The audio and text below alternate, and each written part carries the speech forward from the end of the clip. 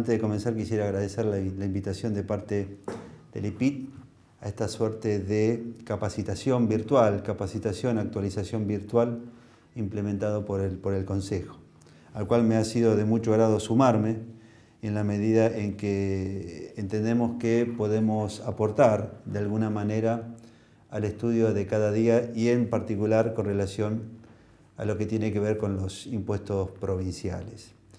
Los temas elegidos para esta participación o para esta edición y en función al inicio del año tiene que ver con la reforma prevista por la Ley 14.333, la Ley Impositiva de la Provincia de Buenos Aires, donde de alguna manera se han producido importantes cambios en todos los impuestos, en todas las obligaciones impositivas y en particular, y en esta oportunidad nos vamos a referir a lo que es el impuesto a los ingresos brutos. Como ustedes sabrán, las reformas impositivas a nivel país son importantes y más aún las reformas impositivas a nivel impuestos provinciales. Si bien a nivel nacional no tenemos prácticamente muchos cambios, y esto ya hace tiempo, por así decirlo, sí lo tenemos en materia de impuestos provinciales. Todos los años se producen importantes modificaciones en materia de alícuotas, importantes modificaciones en materia de procedimiento fiscal, importantes modificaciones en otros aspectos como los regímenes de recaudación. Más aún si tenemos que considerar también a todo esto, y dado de que el impuesto es una suerte de coparticipable entre todas las jurisdicciones, lo que tiene que ver en materia del convenio multilateral, a lo que siempre hago hincapié en seguirlo de alguna manera, lo que se está resolviendo a través de la comisión arbitral, de la comisión plenaria, porque sin duda en cada caso podemos estar sacando materia para el análisis particular y entender cómo de alguna manera el esquema provincial sufre importantes modificaciones.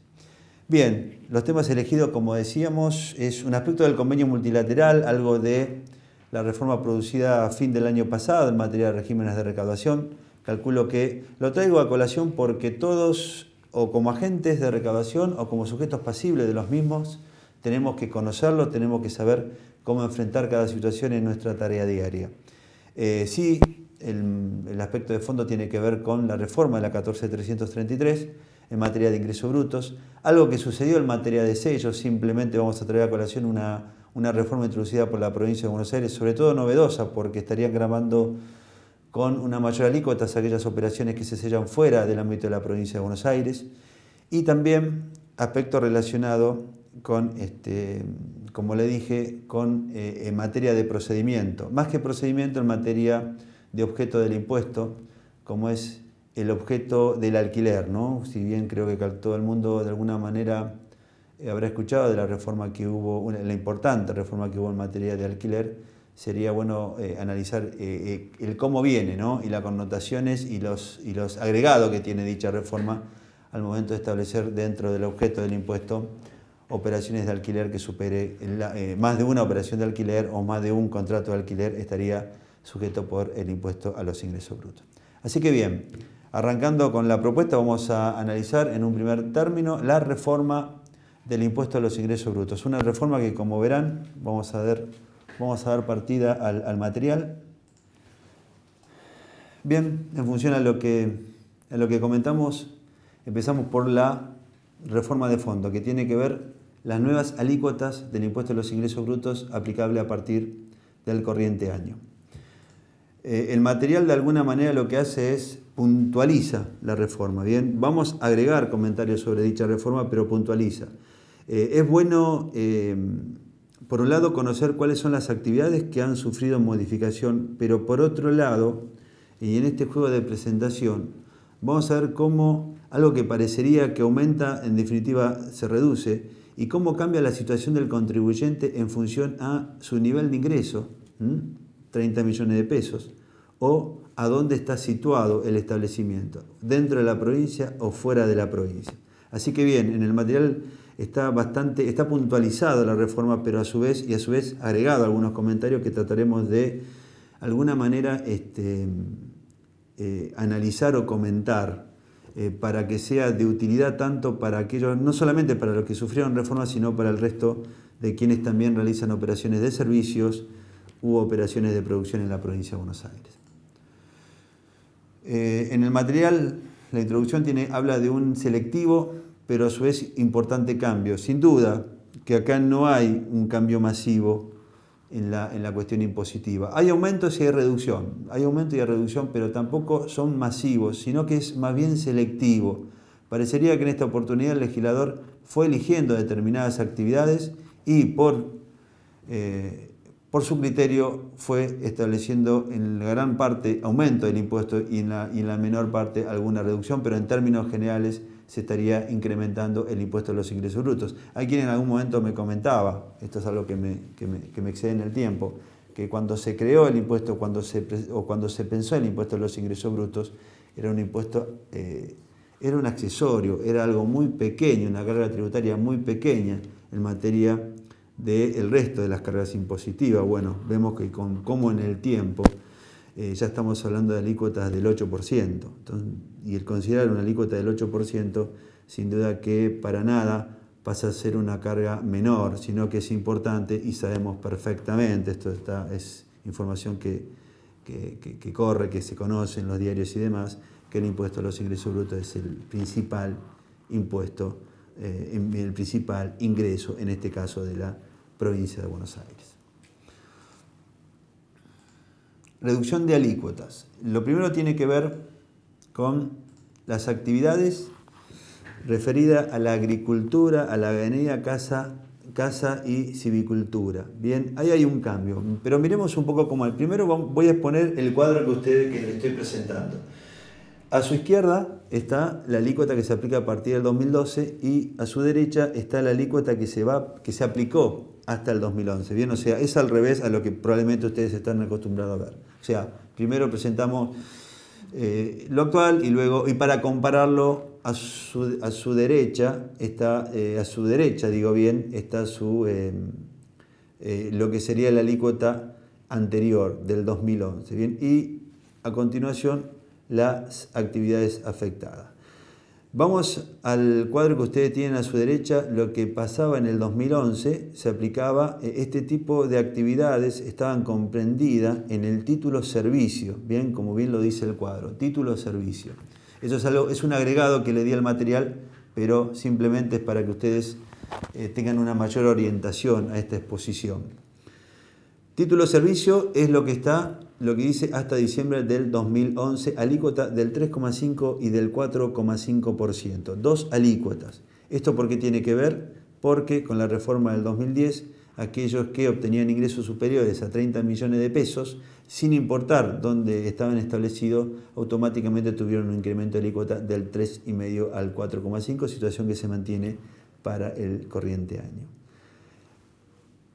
El primer cuadro, o sea, el que está a su izquierda, tiene que ver con el título de producción, o sea, es el nuevo título, bajo el nuevo título que están comprendidas las actividades 0151 y 0141 y 0142. Estas pasaron al ítem o al título producción, con otro tratamiento muy distinto al de servicio, como también lo tiene quienes están en el área de comercio.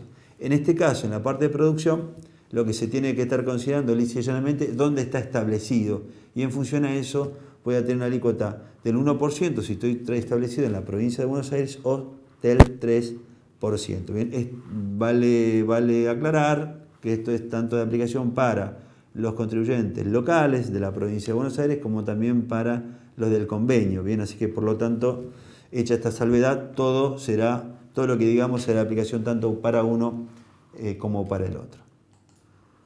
Miremos el cambio. Yo lo que le pido es que mentalicemos la alícuota, voy a volver para atrás, mentalicemos los dos cuadros, ¿no? El 3,5 al 4,5 título servicio y el que está a su izquierda, el 1% y el 3% título producción. ¿Por qué? Porque si bien vamos a hacer referencia a las actividades que sufrieron cambio, que en este caso son estas dos de servicio, bien viene para los efectos de entender cómo funciona el sistema de alícuotas mayor o menor en la provincia de Buenos Aires. El ítem 1, dijimos alícuota del 3%, que era la columna de la izquierda, producción. es para las actividades de bajo análisis cuando se desarrolla en el establecimiento ubicado fuera de la provincia de Buenos Aires. En su defecto, aquellos que están establecidos en el ámbito de la provincia de Buenos Aires están alcanzando la alícuota del 1%. El IT2 es el 4,5, estoy haciendo referencia al cuadro del 2011, donde teníamos alícuota del 3,5 y del 4,5, se aplica el 4,5 para aquellos que, por los ingresos, estén establecidos en la provincia de Buenos Aires o no, y los ingresos de la provincia, o sea, su total de ingresos superen los 30 millones de pesos. Repito que esta es la reforma que trajo aparejada la reforma del 2010 en la provincia de Buenos Aires. Entonces, con esta información, miremos cómo queda, cuál es el cambio que se ha producido simplemente por sacar a las actividades dentro del título servicio y colocarlas dentro del título producción.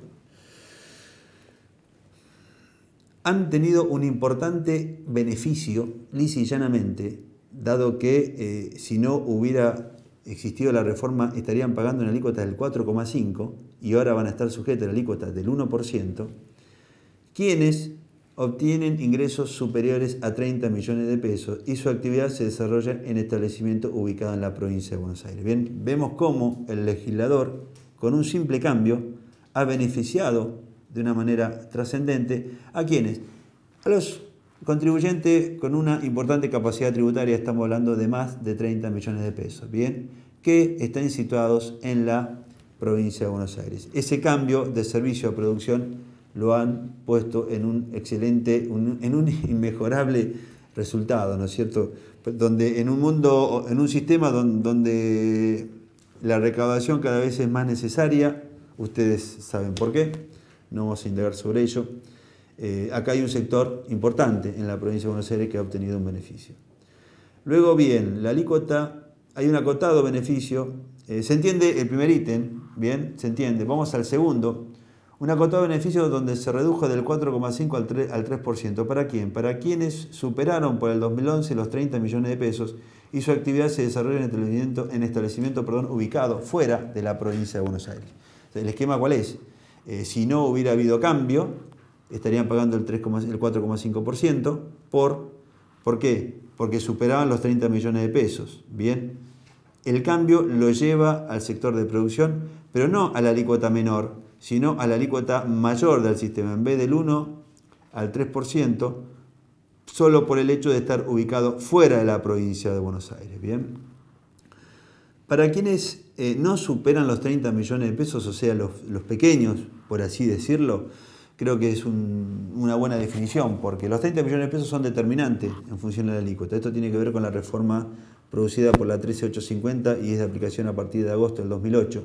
Parecería que se separan las aguas, ¿no? Y yo ahí me animo a decir pequeños o grandes contribuyentes o contribuyentes de capacidad contributiva mayor que la del primer grupo, y el límite serían los 30 millones de pesos.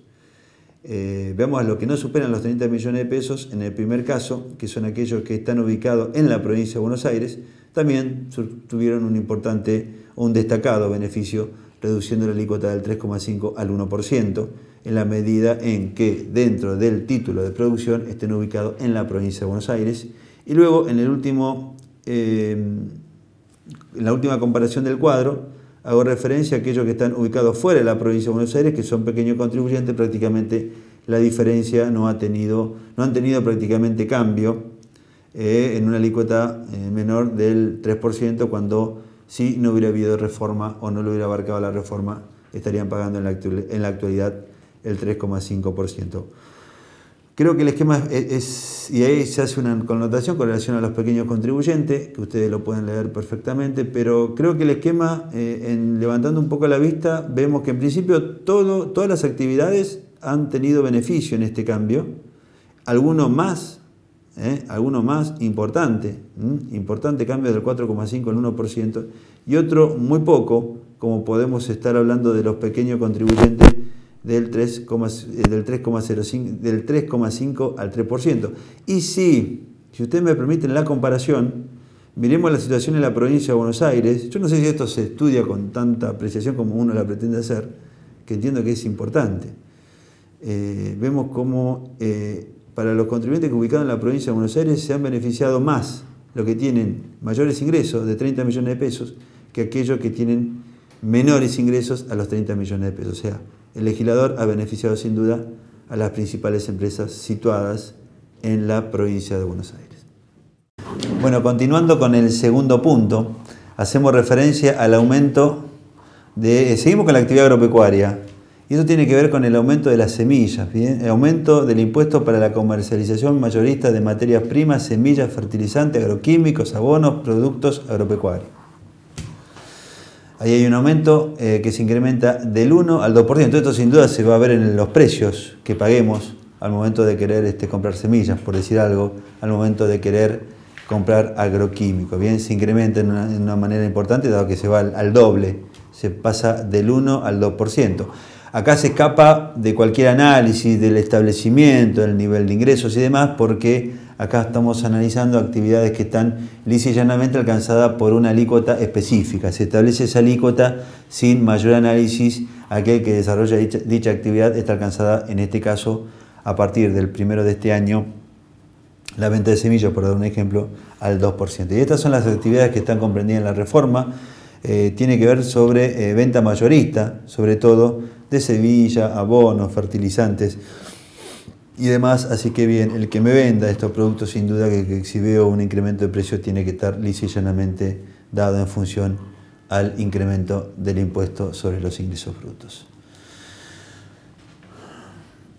Bueno, acá hay un tema que para mí es un tema, no para mí, sino para más de uno, es un tema sumamente delicado. Es el aumento del impuesto para la comercialización de productos farmacéuticos, ¿bien? Se incrementó también, tenía una alícuota especial, un tratamiento diferencial. ¿Quiénes?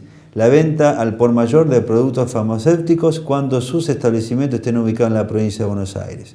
Si no tendría este beneficio, estarían grabando una alícuota importante que vamos a ver a continuación, pero bien, estos que hasta el 2011 estuvieron grabados una alícuota mínima del 1%, hoy se ha incrementado al 2%, e insisto, acá puede ser de que estemos hablando de una cosa o la otra, en definitiva es el aumento del impuesto, pero acá lisa y llanamente estamos hablando de productos farmacéuticos comercializados en la provincia de Buenos Aires. Y a su vez notemos cómo la situación cambia cuando estos productos farmacéuticos tienen un tratamiento especial, cuando la venta se realice fuera de la provincia de Buenos Aires. Para esto, si ustedes están en el rubro, no ha habido cambio, se mantiene la alícuota del 4,5%. Simplemente lo traigo como anotación porque cuando veo la otra del 1 al 2, digo, y yo estoy pagando el 4,5. Sí, si lo estás pagando el 4,5 tiene que ver porque estás comprendido dentro de la alícuota del 51, dentro del código, perdón, 513312, lo que se mantiene una alícuota alta del 4,5 para la venta al por mayor de productos farmacéuticos y veterinarios, excepto lo que estén ubicados en la provincia de Buenos Aires, le hace aquella comercialización que se realiza fuera del ámbito de la provincia de Buenos Aires. Acá vemos con claridad las pautas tributarias, ¿bien? Iba a decir políticas, pero no dejan de ser políticas. Las pautas tributarias cuando el legislador de la provincia de Buenos Aires, al igual que los legisladores de las otras provincias también, establecen una suerte de beneficios para aquellos que estén establecidos en la provincia de Buenos Aires y un incremento importante, una carga impositiva importante para aquellos que estén establecidos fuera del ámbito bonaerense.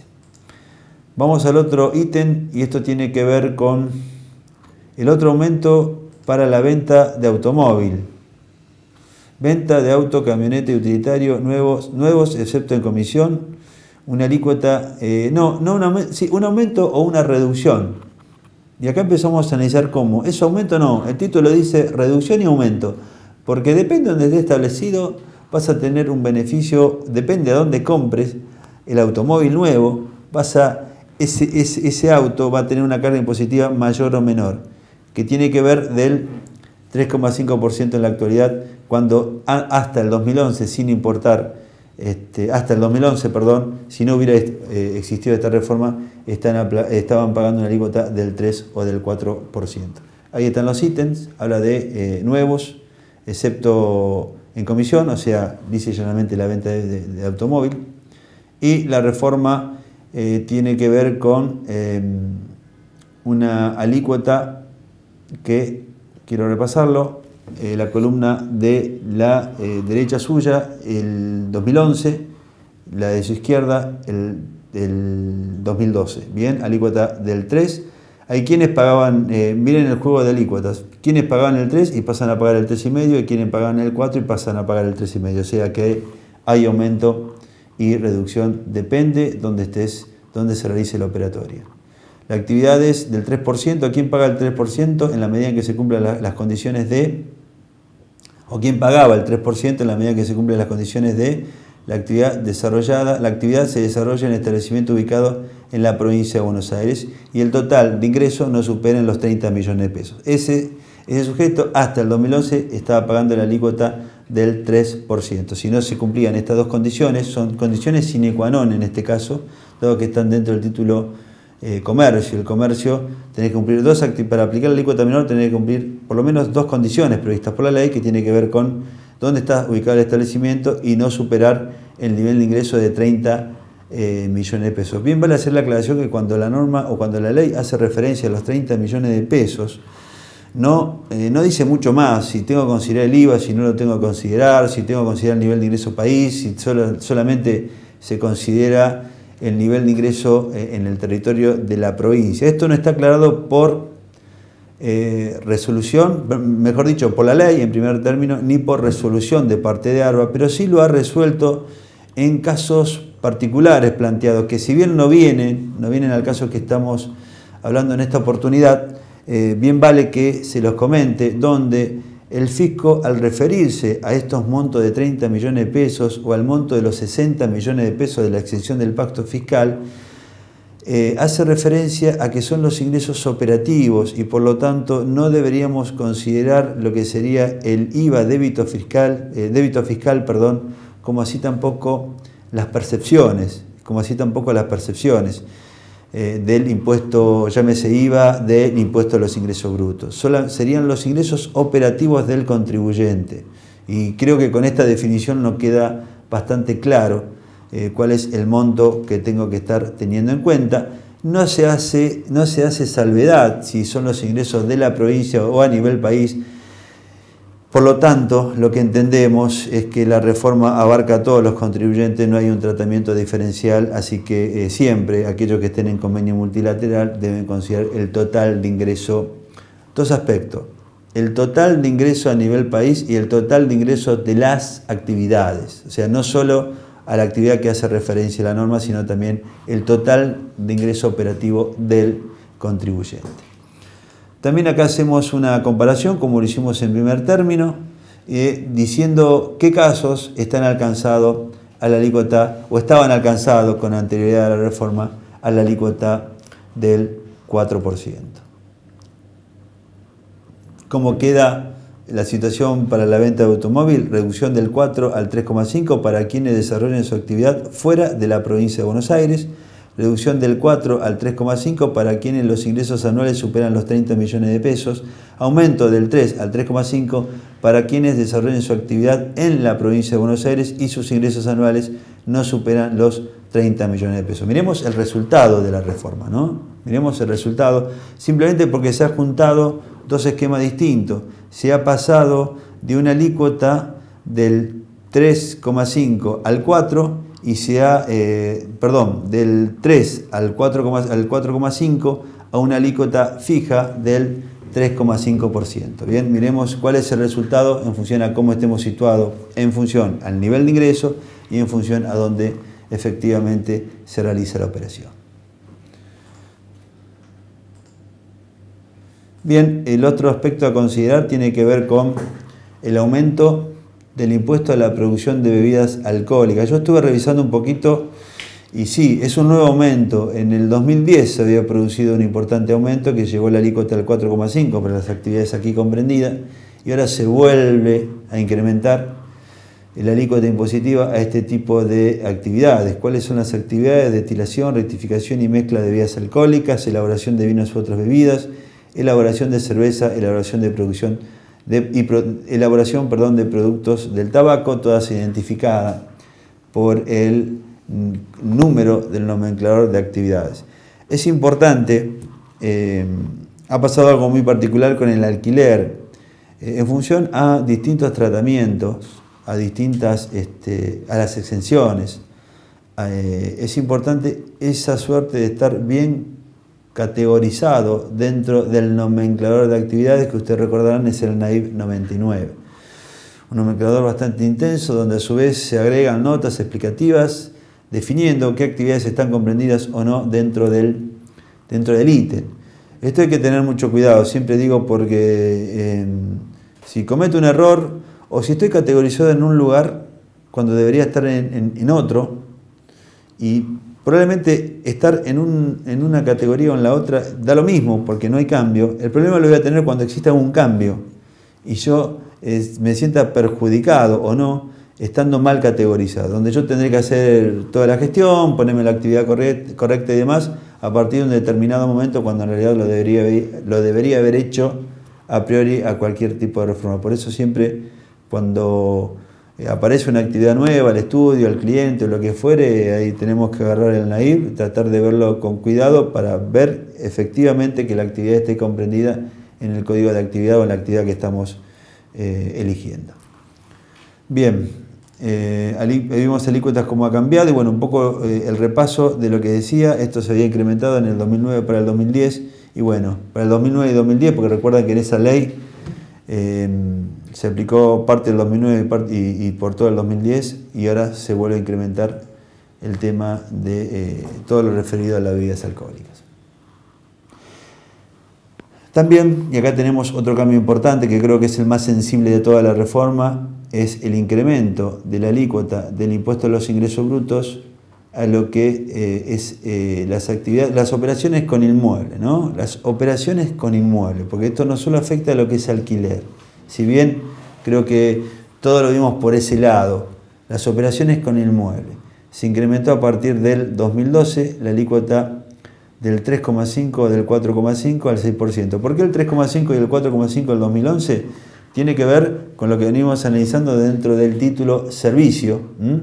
Y hoy por hoy, este tipo de operaciones, la 70-10-10 y la 70-10-90, salen de lo que es servicio y aparecen con una alícuota especial del 6%. ¿A quién comprende? Al servicio de alquiler y explotación de inmueble para fiestas, convenciones u otros eventos, y el más genérico, servicios inmobiliarios realizados por cuenta propia con bienes propios o arrendado en SP. Los invito a ver qué actividades están comprendidos en este ítem, y a los efectos de ver cuáles fueron las actividades que abarcó este cambio, bien. Digo los invito porque nos vamos a encontrar con sorpresa.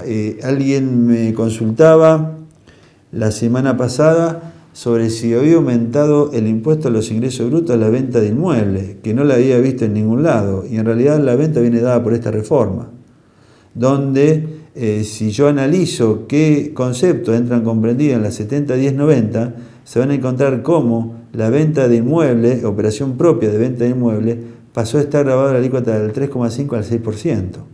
Un incremento importante en materia de ingresos brutos. Por eso, lo que creemos que abarca solamente el impuesto al alquiler, y lo supimos, nos vamos a encontrar con que también hay otro alcance, hay otra connotación que probablemente sea mucho más importante, por ejemplo, al momento de que una empresa venda a un determinado inmueble, en la medida en que no sea un bien de uso. Sepamos que el impuesto a los ingresos brutos en materia de bien de uso no se paga, lo que puede ser una inversión se va a encontrar con una alícuota bastante alta a partir del corriente año.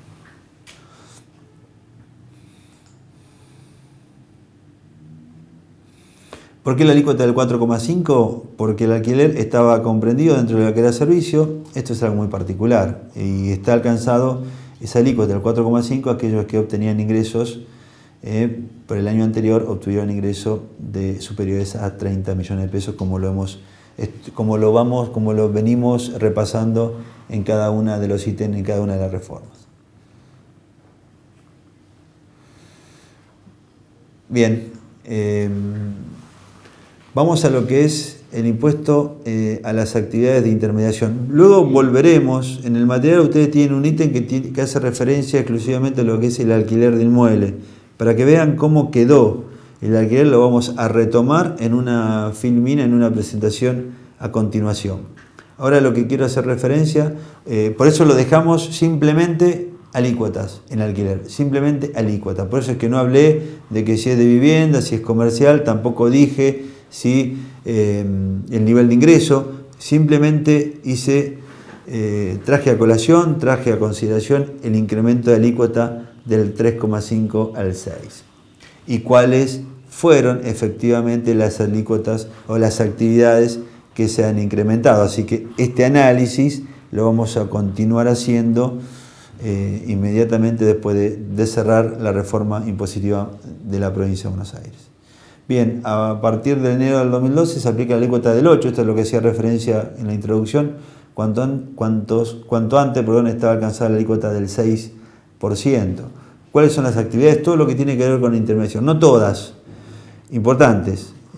Para mí son importantes porque creo que de alguna manera si hay algo que se vende realmente en forma masiva o importante e incrementada es la venta de vehículos automotores. Bien, la comisión dejó de pagar el 6 y pasa a pagar la alícuota del 6%. Vemos cómo, miremos cómo se incrementa, ¿no?, en la parte de automóvil, algo que todos conocemos que ha tenido una mayor actividad en estos últimos años. Se ha incrementado por un lado la venta, la alícuota en la venta, y ahora se ha incrementado la otra parte, la alícuota en la comisión. Aquel que pagaba el 6% hasta el año pasado, hoy en función de esa comisión va a pagar o debería estar pagando el 8%. Ahí tienen los ítems 501112, 501192, 501212, 1292, 504012, bien, y así sucesivamente. Esto abarcó a los intermediarios que tienen que ver con la venta de vehículos, camionetas, hay algo de motocicletas. Se está viendo las estadísticas de cómo había incrementado la venta de la motocicleta, más allá de los problemas de las importaciones, también aumentó. Lo que tiene que ver con viajes también aumentó, lo que tiene que ver con publicidad también aumentó, y lo que tiene que ver con la intermediación de servicios de esparcimiento, NSP, todo aquello que no están comprendidos en las anteriores, también aumentó la alícuota del 6 al 8%.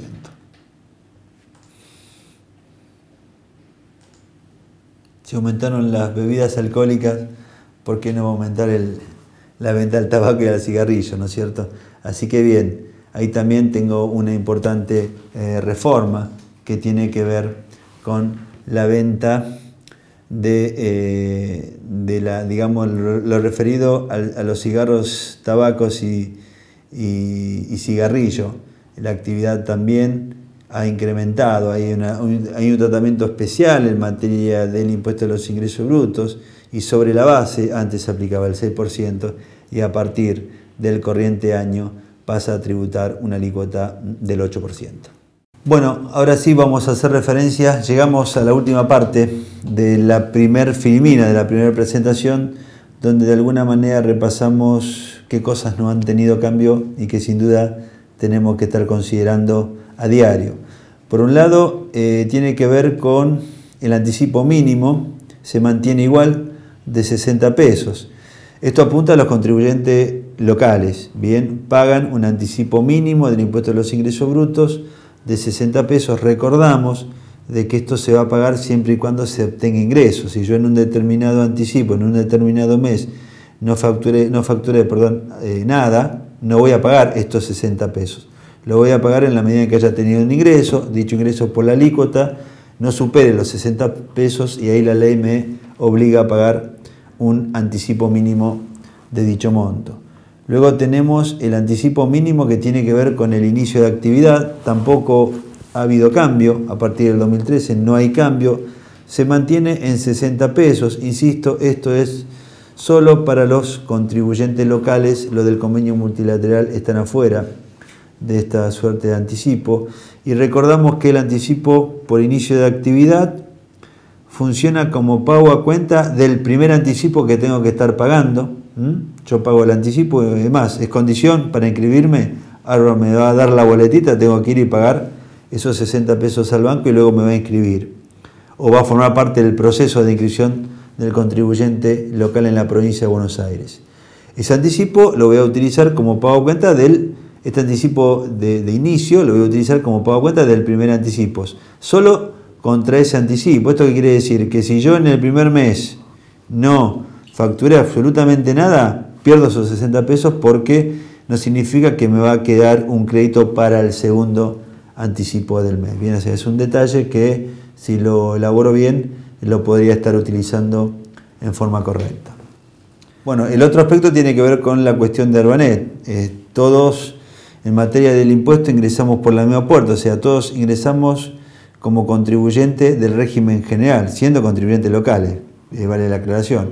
Luego ARBA, en función a los ingresos, me va a categorizar dentro del sistema de Arbanet.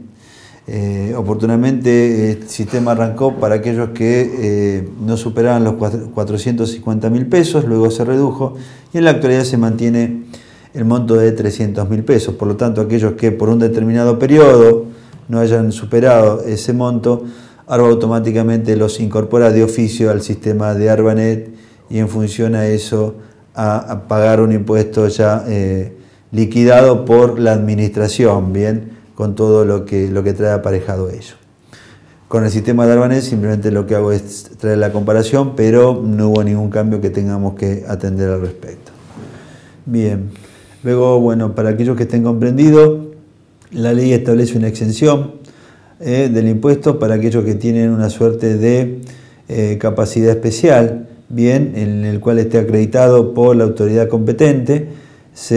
Aquellos que obtienen ingresos de hasta 64.800 pesos se ha incrementado en 10.800, estos contribuyentes resultan exentos del impuesto a los ingresos brutos. Bien, vale tener en cuenta esta pequeña modificación que entiendo que es importante al actualizar en 10.000, a incrementar en más 10.800, llevando el monto a considerar en 64.800 pesos. Cronograma de exención. Ustedes recordarán, esto es una pregunta que ya cada vez me hacen menos, que tiene que ver con la exención prevista oportunamente por la ley 11.518 de la famosa del Pacto Fiscal año 2004, donde se estableció un cronograma de exención. En un determinado momento ese cronograma se descontinuó, dado de que las leyes impositivas a partir del año 95 empezaron a prorrogar la efectiva vigencia del beneficio de la franquicia impositiva.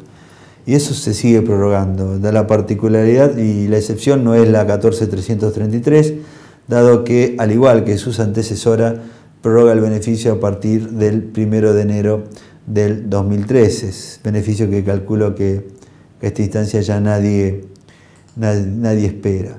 Simplemente como anécdota vamos a mencionar que la disposición normativa 16 del año 94 incluyó dentro del beneficio actividades como la construcción, actividades como la entidad financiera, actividades como la compra y venta de divisa, actividades como la compañía administradora de fondo común de inversión. Ustedes se entenderán por qué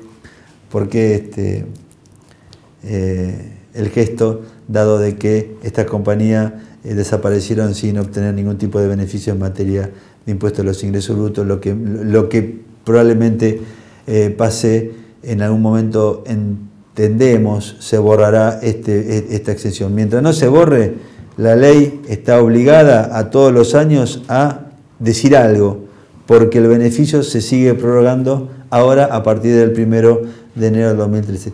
Simplemente un detalle, miremos que están comprendidas en el beneficio, la construcción, en el parate, el beneficio de la construcción. Construcción que, claro está, en el año 94, para aquellos que tienen memoria, es una actividad que está bastante paralizada y sin duda que había que promocionarla. Hoy por hoy, no sé si en la actualidad vamos a tener tanta actividad como el tiempo pasado, pero sin duda que la construcción ha sido uno de los principales motores de esta economía y beneficiar este tipo de actividad hoy por hoy ya no tiene mucho sentido en comparación a otras economías que sin duda merecen un tratamiento diferencial. Bien, exención del pacto fiscal, esto probablemente les importa a quienes están administrando, asesorando empresas a importantes empresas. Ustedes recordarán en el año 2008 la reforma de la ley 13850 hizo un cambio rotundo en materia de exención. Antes veníamos de una exención del pacto fiscal a la cual había que tramitar, gestionar, solicitar reconocimiento y demás. estableció que dicha exención o dicho beneficio es por ley, está establecido por ley sin tener que solicitarle a ARBA ningún tipo de reconocimiento. ¿Esto es para quién? Para aquellos, para todos, y luego la misma ley suspendió o dejó sin efecto el beneficio para quienes hayan obtenido por el año anterior ingresos superiores a 60 millones de pesos. Cuando digo 60 millones de pesos, hago referencia también a lo que hablamos del IVA, de las percepciones y demás, a la cual no tengo que considerar, solo tengo que considerar los ingresos grabados, no grabados y exentos, y digamos, apuntando lisa y llanamente a los ingresos operativos. Entonces, bien, estos 60 millones de pesos se establecieron en el año 2008, y esto no ha sufrido modificación, se sigue manteniendo en 2008, 2009, 2010, 2011, 2012. Para estar exento, en la medida que mi actividad esté comprendida en los beneficios previstos por la ley 11.490 y 11.518, también tengo que cumplir la condición de no superar los 60 millones de pesos. Me constan que muchas empresas, a partir del 2012, por haber superado dicho monto, llámese inflación o lo que fuere, empezaron a pagar perdiendo un importante beneficio, ¿no? Acá un poco hago el comentario. ¿Cómo funciona esta exención? Por si en algún momento tenemos que analizarla, o este límite, es automático. Si yo de un año a otro supero los 60 millones de pesos y al año siguiente no lo supero, significa que a continuación voy a estar exento. Si yo en el 2009 superé los 60 millones de pesos, por el 2010 tengo que pagar ingreso bruto, dejo de estar exento. Si por el 2010 no supero los 60 millones de pesos, a partir del por el 2011 vuelvo a obtener el beneficio impositivo, ¿bien? Porque todo tiene que ver no por un reconocimiento, sino que tiene que ver por superar o no dicho parámetro. O sea, tengo por un lado los 60 millones, juega tanto para quienes se vuelven a incorporar a la exención o para quienes de alguna manera la han perdido. Si bien parecería que la línea siempre es hacia arriba, aquel que supera los 60 millones de pesos, excepto que haya cambiado en forma importante su economía, ya pierde la exención de ahí en más, porque los ingresos van a superar dicho monto. Hago un comentario de la falta de actualización, porque se debería de alguna manera actualizar los valores, ¿no? Parecería de que siempre hago referencia a que esto tiene que ver, si me permiten la comparación, con lo que sucede con el IVA. Cuando el IVA pasó a estar grabado para los comercios, para hacer un ejemplo muy chiquito, se estableció un monto de 1.500 pesos. Y en aquel momento 1.500 pesos era un alquiler importante. Hoy en la actualidad, 1.500 pesos, no sé cuál será su experiencia, pero no veo un alquiler comercial que no supere los 1.500 pesos. Si bien ahora existe el monotributo, bien, que es otra de las herramientas importantes a considerar, pero de lo contrario, todo alquiler, todo aquel que alquila un local, porque supera con holgura esos 1.500 pesos, debería ser responsable inscripto en el IVA. Con esto hago la comparación de ver cómo la modalidad de legislar, ¿no? Establecer un valor razonable a un determinado momento. Ahora, si ese valor no se actualiza, ese razonamiento original del legislador pierde efecto. Y no es otra cosa que una forma de ir incorporando contribuyente a medida que van pasando los años. Bien, bien, terminamos con esta primer parte, con esta primera exposición, donde quisimos de alguna manera dejar en claro un aspecto que tiene que ver con la reforma lisa y llanamente de la ley impositiva vigente a partir de este año. Bien, con esto de alguna manera estamos cerrando esta reforma puntual, bien puntual, porque lo que hicimos simplemente es tratar la reforma de algo tan sensible como las alícuotas impositivas. La 14.333 modificó aspectos de procedimiento, modificó aspectos de sanciones, modificó referencia a la cuestión del COT, modificó sanciones del COT referidas al COT, modificó exenciones del impuesto.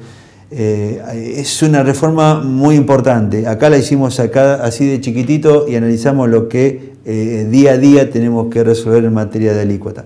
Otro tema que quisiera hacer referencia, que tiene que ver ya con el impuesto de sello, es una particularidad, por si no la han visto, pero seguro escuchado, visto en la ley, es el incremento de la alícuota del 4% de los actos, contratos y operaciones sobre inmuebles radicados en la provincia, concertado en instrumento público o privado fuera de la provincia. Esta es una particularidad, es un tema muy que llama la atención. Es como decir, yo hago un contrato sobre un inmueble en la provincia de Buenos Aires, pero si lo voy a sellar a Capital Federal, en vez de pagar ese contrato, el 1% paga el 4%. Paga el 4%. Lo traigo a colación, si bien la materia no es sellos, lo traigo a colación para que sepamos qué es lo que está sucediendo con relación a ello, ¿no? Porque a veces nosotros operamos con algún cliente y ese cliente en la provincia de Buenos Aires, por costumbre, por confianza o vaya a saber por qué, tiene su escribano en Capital Federal y haga una operación referida a un inmueble. Sepamos que la ley impositiva, la 14.333, aplicó o intenta aplicar una alícuota incrementada, en algunos casos hasta el 300%, de llevarla del 1 al 4%. En el material que le acerqué hay una presentación judicial efectuada por el Colegio de Escribanos de Capital Federal, donde de alguna manera se estaría dejando sin efecto esta acción. O sea, digamos, a través de la justicia limitan que ARBA pueda accionar sobre aquellos que en estas circunstancias sellan en Capital Federal, pagan una alícuota del 1 en lugar del 4. O sea, es una medida que de alguna manera digamos, detiene cualquier accionar de ARBA, hasta que se resuelva sobre el fondo de la cuestión. Ahora bien, la medida está, y hoy por hoy, claro está, el escribano de Capital va a seguir sellando el 1%, pero sepamos, y por eso lo traigo a colación, que la contingencia está, que si yo voy a sellar a la Capital Federal un acto referido a un inmueble, voy a tener una contingencia en función a cómo se resuelva esta acción judicial, digamos, presentada por el Colegio de Escribanos de Capital Federal. El material está como para que ustedes lo vean, pero simplemente traigo a connotación y llamo a la reflexión diciendo, ojo, que si hacemos esto, estamos en una contingencia. Estamos en una contingencia al sellar, presentar el contrato fuera del ámbito de la provincia de Buenos Aires. Dejo a ustedes entender un poco el ánimo del legislador, ¿no es cierto? Porque sin duda, en lo que yo tengo de experiencia con relación a los impuestos provinciales, es la primera vez que lo veo, el hecho de sancionar a aquel que va a sellar en otra provincia, ¿no?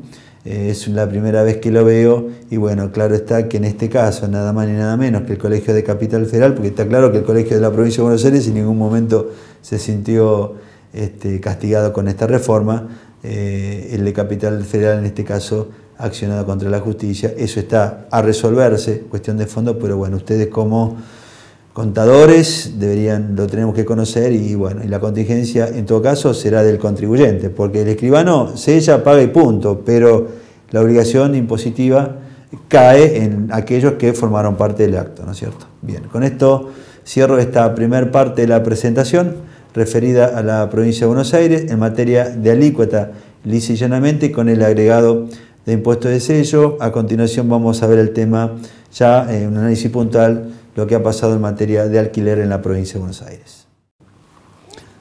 Bueno, vamos por el último bloque. Hoy hablábamos de que vamos a volver con el tema alquiler para que sepamos con claridad cuál es el alcance de esta reforma. De mi parte puse una última expresión, porque he visto cómo estos últimos años siempre se ha avanzado sobre el alquiler.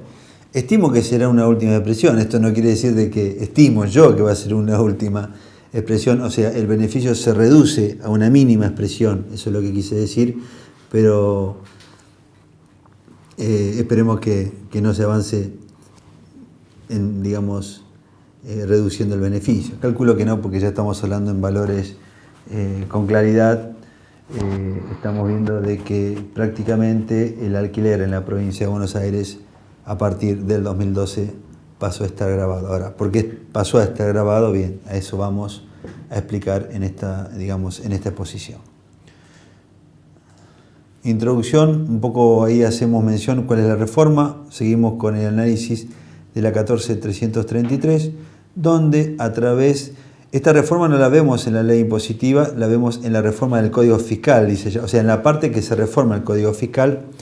Recordamos que el alquiler hasta, digamos, está en el Código Fiscal hablándose no como exención, sino como objeto del impuesto. Hace referencia a la ley a una suerte de operaciones. Una operación es habitualista en una determinada situación y en otra situación no. Ahí estaba claro el ejemplo del alquiler, cuando el alquiler había habitualidad y por eso había que pagar impuesto y cuando no. Lo que se ha modificado es el artículo fiscal diciendo que resulta no alcanzado del impuesto de los ingresos brutos cuando se trate de un solo inmueble destinado a vivienda. O sea, todos los otros casos van a estar sujetos al impuesto. Pero eso simplemente es un adelanto de por qué llegamos a determinada conclusión.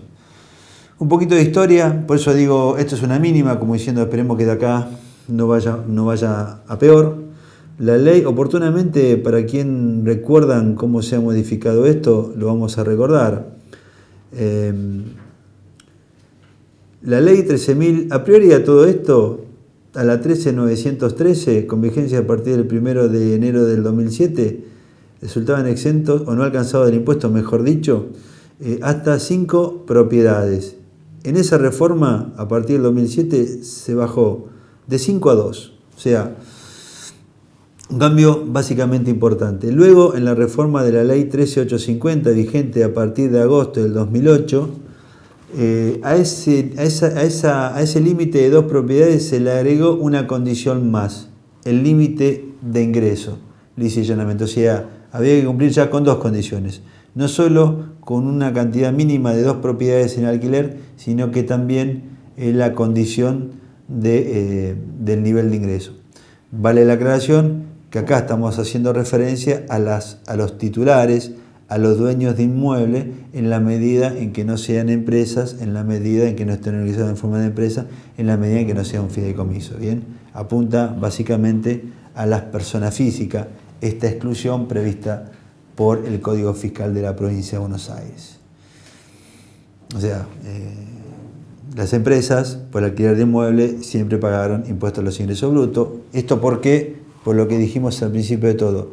No se trata de una exención, sino que se trata de la habitualidad en la operatoria. ¿Bien? Y cuando se hace de habitualidad, la ley hace referencia a los ingresos obtenidos por las personas físicas, o sea, y propietarios de dichos inmuebles. Reforma, vamos a analizar en una suerte de comparación de texto para que ustedes lo tengan en claro en el material. Puntualmente, ¿qué estamos viendo? El artículo 184 del Código Fiscal de la Provincia de Buenos Aires. La primera parte se mantiene inalterable, donde habla se consideran también actividades alcanzadas, eso es una cuestión de objeto, alcance del impuesto. Inciso A, profesiones liberales. Inciso B, mera compra. El inciso C hace referencia al fraccionamiento y la venta de inmueble, donde también alcanza lo que es la locación. Y uno de los apartados hace referencia a la locación, y ahí es donde aparece el análisis en particular del alquiler, diciendo que, y hago la comparación, acá está el cambio. ¿Cuál es el cambio? El texto que ustedes tienen a la derecha es el texto anterior, el texto que tienen a la izquierda es el texto actual. Cambió. Se incluyó la condición inmueble destinado a vivienda y se sacó el número 2 por 1, o sea, un inmueble. O sea, primero se redujo de 2 a 1 hasta un inmueble y se impone una condición adicional destinado a vivienda. O sea, ya es una, como dijimos, primero era la cantidad de propiedades, luego pasó a ser la cantidad de propiedades y un nivel de ingreso, ahora pasó a ser cantidad de propiedades, nivel de ingreso, como vamos a ver, y que esté afectado a vivienda. Todo lo que no cumpla con estas condiciones estará alcanzado por el impuesto de los ingresos brutos. Pero miremos cómo dice, hay un agregado, si ustedes notan, el nuevo texto es más largo que el anterior. ¿Por qué? Porque más allá del destino vivienda que se agrega al texto, se agrega un comentario adicional en el cual creo que va a traer bastante aclaración y es importante. cuando las partes, o sea, los ingresos correspondientes, leo del principio, los ingresos correspondientes al propietario por la locación de un inmueble destinado a vivienda, siempre que no supere el monto que establece la ley impositiva, esta exención no será aplicable cuando el propietario sea una sociedad o empresa inscripta en el registro o fideicomiso, lo que yo le comenté. Por lo tanto, ahí yo le dije, esto no se aplica para sociedades. Bien, ahora se agrega, cuando la parte locadora esté conformada por un condominio, el monto de ingreso al que se alude se considerará con relación al mismo como un único sujeto. A priori a esto, muchos nos han consultado sobre la condición del condominio frente al impuesto a los ingresos brutos. O sea, si el condominio, como por ejemplo pasa con el IVA, resulta contribuyente del impuesto a los ingresos brutos. Si analizo el Código Fiscal, dentro donde el legislador define al sujeto de la obligación tributaria, no aparece el condominio. O sea, en principio, con esto deducimos que el condominio no es contribuyente del impuesto a los ingresos brutos. Pero veremos lo que hace el legislador. Hace una salvedad en materia de alquiler de inmuebles. Dice, si el inmueble pertenece a un condominio, bien, a 2 personas, por ejemplo, el nivel de ingreso que voy a establecer como límite no es para cada uno de ellos, es un solo nivel de ingreso para ese condominio. Esto, a mi forma de ver las cosas, aclara lo otro, porque si el condominio sería contribuyente del impuesto a los ingresos brutos, esto no necesita aclararse, no necesita aclaración, porque sería un solo contribuyente y el límite sería uno solo, sin tener que hacer la aclaración. Si el legislador va a aclarar, entendemos que lo que dice es porque no está dicho en la legislación, ¿bien?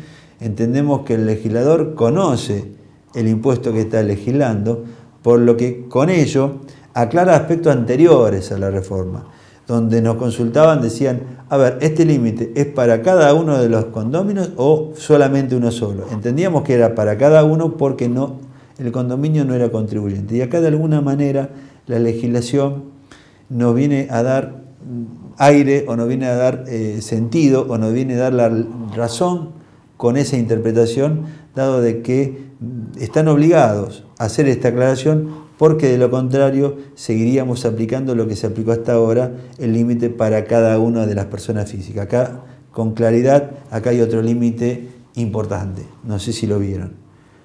El límite de los ingresos, cuando tenés un condominio, no se suma, o sea, no se aplica en cada una de las partes, sino que sigue siendo un mismo límite. O sea, antes lo dividíamos, de ahora en más, en función de lo que prevé la ley, es un solo límite, ¿no? Repito, porque efectivamente la ley así lo dice a partir de la reforma aplicada a partir de este año.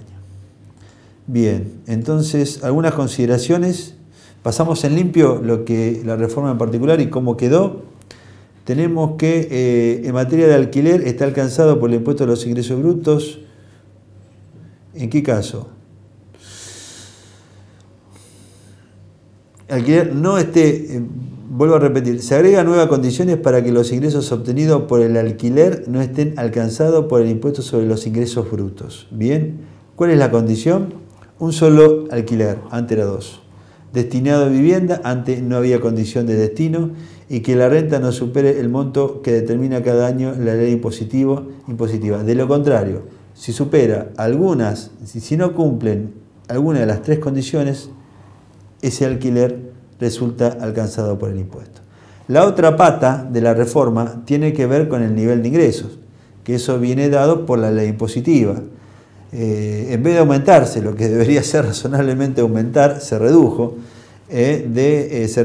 a los valores de 4.500 pesos y de un total de ingresos de 54.000 pesos. O sea, aquel alquiler, insisto, ya no lo puedo dividir por cada una de las partes, sino que es uno solo.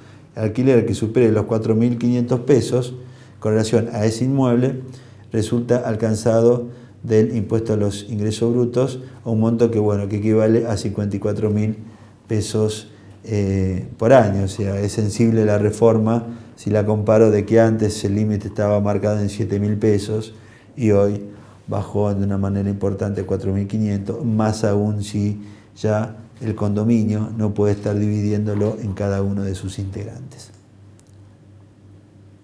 Hago la comparación de los valores y bueno, y resalto la condición sine qua non. Todas las condiciones sí o sí se tienen que cumplir. De lo contrario, ese alquiler resulta alcanzado del impuesto de los ingresos brutos. Vigencia, la ley 14.333. ¿Desde cuándo es esto? Con claridad, la 14.333 dejó taxativamente prevé de que la reforma resulta de aplicación a partir del 1 de enero del 2012. Con esto hago mucho hincapié con los agentes de recaudación. Si ustedes me dejan hacer un análisis apartándome de la legislación en sí y comentando y opinando sobre esta reforma, calculo que cada uno entenderá a qué apunta todo ello. Sin duda que el tema alquiler, como hoy veíamos el tema productos farmacéuticos, son cuestiones muy límites, ¿no? El legislador, si me permiten el término, se ha metido en una situación bastante delicada, donde el impuesto es sensible y es importante, porque estamos hablando de rentas, en la cual más de uno tiene como para cerrar el ingreso mensual o anual de la economía familiar, y gravar esa renta es ir a cobrar impuestos a lo que no necesariamente tienen una capacidad contributiva, una capacidad donde se pueda permitir el incremento de la presión tributaria. Por eso digo, es un tema lisa y llanamente muy sensible esta reforma, porque no estamos de incrementar el impuesto a aquellos que tienen ingresos superiores a los 60 millones de pesos o a los 30 millones de pesos, como repasamos durante la charla de hoy, sino que se ha ido a atacar lisa y llanamente al alquiler. Sí, lo podemos comparar con lo que pasa en la Ciudad de Buenos Aires, en el material también lo expongo. La Ciudad de Buenos Aires ya hace tiempo ya venía grabando los ingresos de los alquileres que superaban los 1.350 pesos. Pero bueno, la provincia de alguna manera lo ha mantenido al margen y ahora ataca o de alguna manera involucra, mejor dicho, a prácticamente a todos los alquileres en la provincia de Buenos Aires.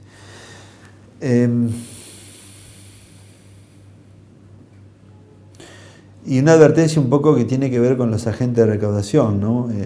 Oportunamente, yo creo que si ustedes me preguntan qué capacidad de control va a tener la provincia con relación a todos los alquileres, y probablemente sea difícil controlar el ingreso de todos los alquileres, pero sin duda la línea se va a cortar por lo más fino, que entiendo que va a ser la línea, el hilo se va a cortar por lo más fino, que tiene que ser por el fundamento del sistema recaudatorio del impuesto a los ingresos brutos, que no es otra cosa que los agentes de retención y de percepción. Ahí es donde probablemente empiecen a aparecer en el momento de cobrar la cuota de alquiler. Si alquilo a alguien que es agente, sin duda que va a empezar a retener el impuesto con relación a lo que determine, en este caso, el padrón de contribuyentes. Hago la comparación en el material con lo que sucede en la ciudad, para quien lo quiere repasar. La ciudad grava 2 inmuebles afectados a vivienda, no 1, 2, y sí el nivel de ingreso tiene que ver un poco más reducido de 1.350. Acá también, miremos cómo con el tiempo se ha perdido la exención, porque el CABA exime, no es una cuestión de objeto, sino que exime la exención de la ciudad. Hoy por hoy, todo alquiler en la ciudad de Buenos Aires paga, o mejor dicho, no está exento en el impuesto a los ingresos brutos.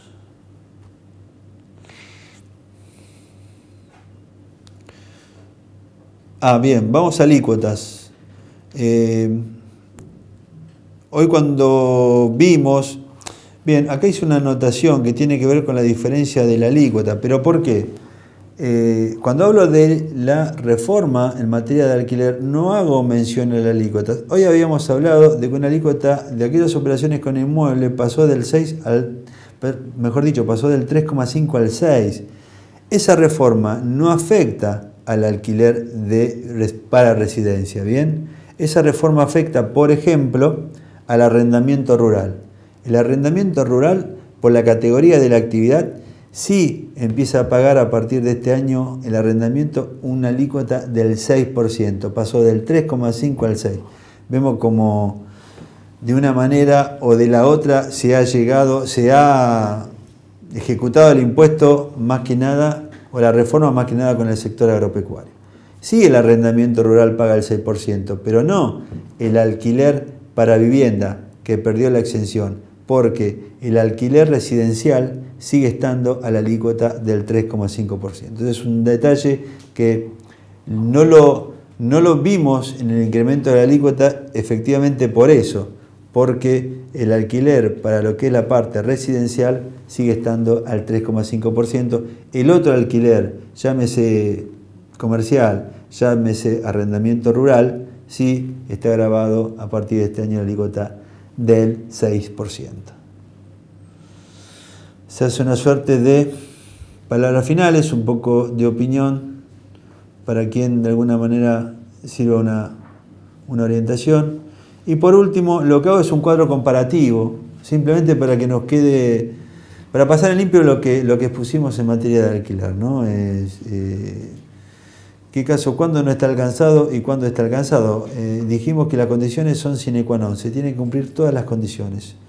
Así que por lo tanto en la primera línea tengo el caso que cumple las condiciones. ¿Cuál es? ¿Un solo inmueble? Sí. ¿Vivienda? Sí. No alcanzado en la medida en que no supere mi ingreso mensual y el ingreso anual por el límite previsto de 4.500 por mes o 54.000 por año. Todos los otros casos en los cuales no se cumplen esas condiciones, nos tomamos el trabajito de ir una por una, el resultado es que está alcanzado. Al no cumplir esas condiciones sine qua non, el resultado es que estamos frente a el año en el cual el alquiler se generaliza en materia del impuesto a los ingresos brutos. Acá en el material, acá estamos exponiendo lo que hacía referencia con relación al 3,5 al 6%. ¿Qué actividad se incrementa del 3,5 al 6? Aquellas que están comprendidas en el código 70-10-90. Por eso yo decía, esto es importante, porque antes de la reforma, yo estaba en el 70-10 o en el 70-10-90, que es la subclasificación del 70-10, y pagamos la alícuota del 3,5%. Bien, ahora el legislador puntualmente dice, no, la 70-10-90 se incrementa al 6. Y si yo era residencial y estaba en esa categoría, en vez de estar en la de arriba, hoy tengo el problema de que me van a querer demandar una alícuota del 6% cuando en realidad aplico el 3,5%. ¿Bien? Entonces, ahí es donde tenemos que prestar atención, y esto es un ejemplo clásico o puntual, de lo importante en estar bien categorizado. Entonces, ¿por qué decimos que el alquiler de vivienda sigue al 3,5% en la medida en que no se cumplen las condiciones para estar fuera del objeto del impuesto? Porque el 70-10 abarca el servicio inmobiliario para uso residencial. ¿Por qué el resto sí? Porque la 70-10-90, que para el resto de las actividades, como por ejemplo el arrendamiento rural, empezó a estar alcanzado a la alícuota del 6% en el material con claridad en función a lo que dice en la IP de actividades de la provincia. La alícuota del 6 incluye la compra, venta, alquiler, remate, tasación, administración de bienes inmobiliarios, etcétera, realizada por cuenta propia con bienes propios o arrendados. Con esto que quiero hacer mención a que no solo la alícuota del 6% se incrementó para el alquiler, sino también para otras operaciones con relación a los inmuebles. Esta es la última parte de lo que tiene que ver, y bueno, hacemos la mención de la aplicación a partir de este año. Y bueno, hacemos la observación de que la alícuota del 3,5% se mantiene en materia de alquiler de viviendas. Por último, y esto tiene más, si bien no hay material, pero ustedes podrán tomar nota de la legislación que voy a indicar, tiene que ver con otro cambio importante que ha introducido. Esto ya lo ha introducido ARBA. No, nos apartamos de las leyes impositivas, nos vamos a situar en la inscripción de oficio que implementa a partir de este año la Dirección Provincial de ARBA, bien, de la provincia de Buenos Aires, la Dirección de Renta de la provincia de Buenos Aires. donde de alguna manera, si bien antes existía un mecanismo, esto vino a través de la resolución normativa 3 de este año, establecía un mecanismo para inscribir de oficio, de alguna manera ARBA establece una nueva modalidad. Y cuando digo una nueva modalidad, significa que antes tenían un esquema y no lo aplicaban. Ahora, por algo, hay un nuevo esquema. Ese esquema se basa en situaciones que se han vivido a nivel país. ¿Qué digo con esto? Con esto hago referencia a la resolución de la Comisión Arbitral, y ya estamos hablando a nivel país, el impuesto a los ingresos brutos. La resolución de la Comisión Arbitral, la general de carácter genérica, la 4 del 2011, vuelve a querer reglamentar las condiciones de la provincia para aplicar regímenes de retención o de percepción. Bien, se han modificado dichas pautas. En función de esa modificación, ARBA ha implementado la inscripción de oficio, y en función a ello, dentro de lo que se destaca, una suerte de información. ARBA va a empezar a hacer inscripción de oficio en función, entre otras cosas, a las retenciones o percepciones que realicen los agentes a quienes no son contribuyentes por la provincia de Buenos Aires. Por lo tanto, acá de alguna manera se estaría cerrando un circuito que ya hace tiempo está implementando la provincia, donde el factor determinante de la recaudación vuelve a ser el agente de recaudación. Le va a proveer información a ARBA para que proceda a inscribir de oficio. Por eso mi apreciación está en, si somos agente, apliquemos bien los regímenes de recaudación, porque van a tener efectos importantes en materia de la provincia, porque si yo retengo a alguien que no es contribuyente y le retengo mal, automáticamente lo estaría denunciando a ARBA, y esa denuncia no hace otra cosa que la inscripción de oficio, el problema que de alguna manera podría estar teniendo mi cliente, mi proveedor, por un error en la liquidación. Así que acá es donde la gente debería ser cuidadoso en la aplicación del régimen. No estoy diciendo que no lo apliquen, simplemente seamos cuidadosos para aplicarlo efectivamente cuando corresponde. Bueno, con esto doy el cierre a la disertación. Vuelvo a repetir mi agradecimiento a la gente del IPIT, especialmente a la doctora Terré, que me ha invitado, y bueno,